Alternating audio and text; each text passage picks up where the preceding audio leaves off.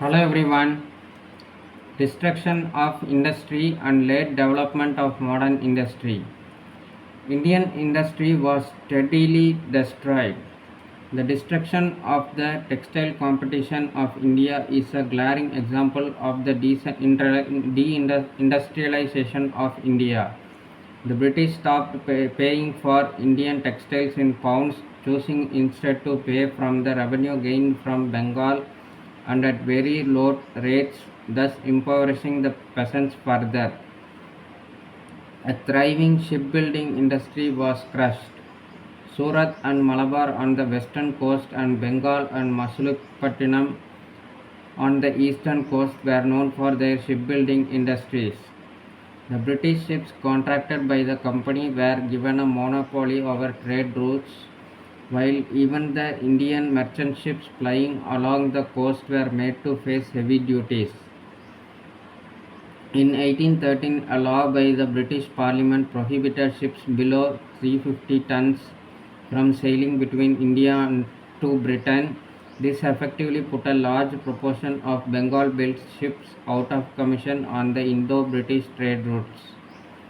In 1814, another law was passed under which Indian built ships were refused to be considered British registered vessels which could trade with America and the European continent. So, the decline of the Indian shipbuilding industry was ensured. The British did not allow the Indian steel industry to grow. Industries like the Tatas, which began to produce steel after a lot of trouble getting the required permissions, were restricted by being forced to produce a higher standard of steel for British use. The firms were not able to produce the lower standard of steel at the same time, so they were left out of the larger market that demanded the low quality of steel. As restrictions were placed by Britain on Indian steel imports, this steel could only be used in India. Obviously, the growth of the industry was hampered. Indian traders, money lenders, and bankers had amassed some wealth as junior partners of English merchant capitalists in India. Their role fitted in the British scheme of colonial exploitation. The Indian moneylender provided loans to hard-pressed agriculturalists and thus facilitated the state collection of revenue. The Indian trader carried imported British products to the remotest corners and helped in the movement of Indian agricultural products for exports. The indigenous bankers helped both in the process of distribution and collection.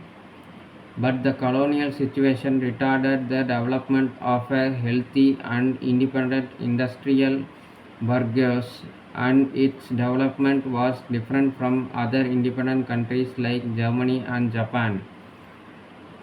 It was only in the second half of the 19th century that modern machine based industries started coming up in India. The first cotton textile mill was set up in 1853 in Bombay by Kawasji Nanaboy, and the first jute mill came up in 1855 in Rishra, Bengal.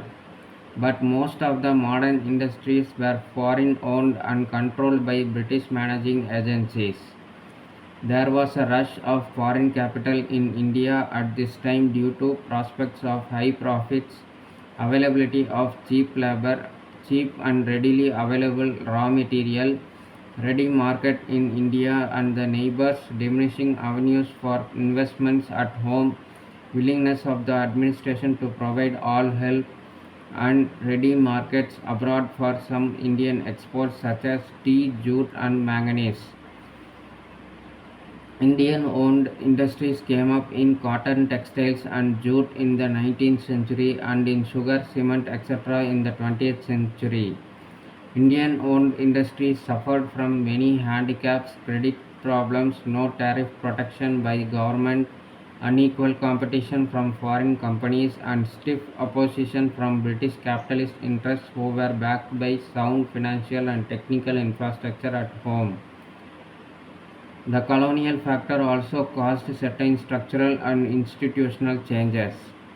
The industrial development was characterized by a lopsided pattern. Core and heavy industries and power generation were neglected, and some regions were favored more than the others, causing regional disparities.